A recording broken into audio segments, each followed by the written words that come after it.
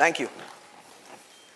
आज मैं बहुत नर्वस हूँ क्योंकि आज मैं पहली बार अब सबके सामने स्टेज पर आया हूँ और इसीलिए 2 दिन और 3 रातों से मैं ये स्पीच बार बार लगातार प्रैक्टिस किए जा रहा हूँ।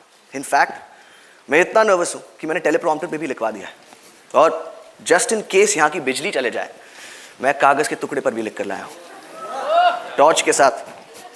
और अगर तब भी मुझसे मिस्टेक हो जाए तो पापा है ना, बैकअप। और अगर इस सब के बाद भी मुझसे गलती हो जाए मुझे प्लीज माफ कर देना, ये मेरा फर्स्ट टाइम है।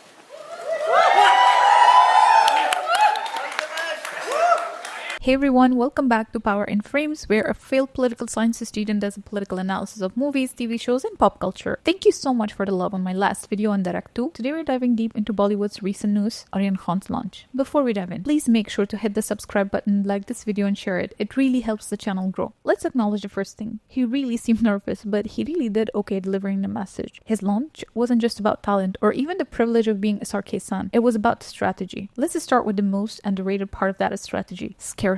Same tactic that was employed for the Sayara movie cast, especially Ahan Pandey. Aryan barely puts himself out there. He's practically allergic to oversharing. No endless interviews, no messy Instagram lives, no 20 TikToks a day. And you know what? That mystery, it worked. Think about it. We live in an age of social media overdose. Every celeb launch comes with a constant flood of PR campaigns and image building. But Aryan Khan flipped that script. He played a different game. He kept himself as scarce.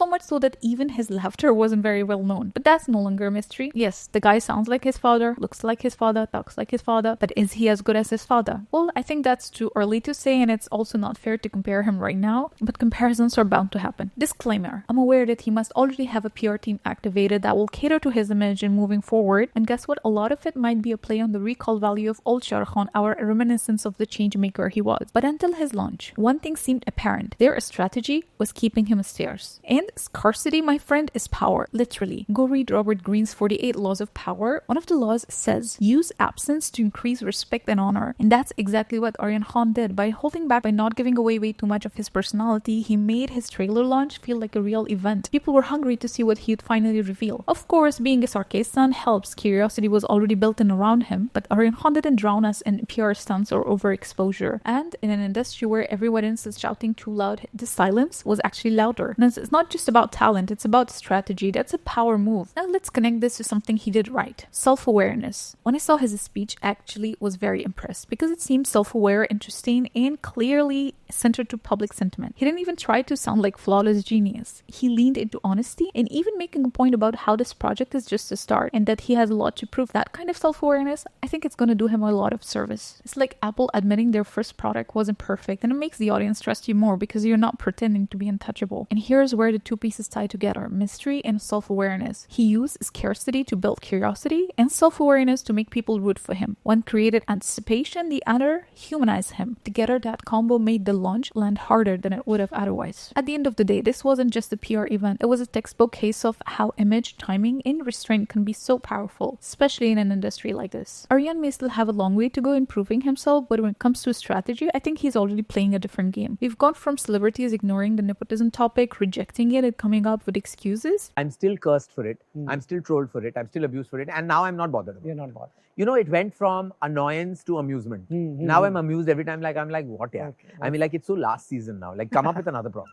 I mean, don't go on and on and on and on about nepotism. You don't know what the hell it is also. Right. You don't know what it is. So what should I do? Right. If I have a child, I should not give them the privilege of what I'm doing. Sonam, Kangana recently made a comment on Star Kids and nepotism, how it's there in the industry. Yeah. And Alia also gave a response to that. So do you want to say anything, considering that you also have I don't even know what Kangana said. मैं तो travel कर रही हूँ आजकल. What has she said? She keeps saying things all the time. I don't know what has she said. She's very entertaining. I love Kangana. I look forward to her interviews.